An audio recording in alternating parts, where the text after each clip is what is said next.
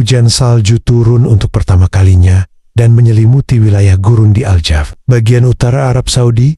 Fenomena cuaca yang tak biasa ini mengubah pemandangan. Gurun kering menjadi negeri ajaib musim dingin. Dilansir dari AAJ News, hujan salju terjadi usai serangkaian hujan lebat dan hujan es yang menarik perhatian penduduk setempat serta ahli meteorologi. Beberapa wilayah di Arab Saudi mengalami penurunan suhu drastis di tengah hujan lebat yang disertai hujan es dalam jumlah besar. Seperti dilaporkan oleh Saudi Press Agency, kejadian ini tidak hanya menjadi fenomena alam yang langka, tetapi juga membuktikan betapa dinamisnya perubahan cuaca di kawasan yang selama ini dikenal dengan panasnya gurun.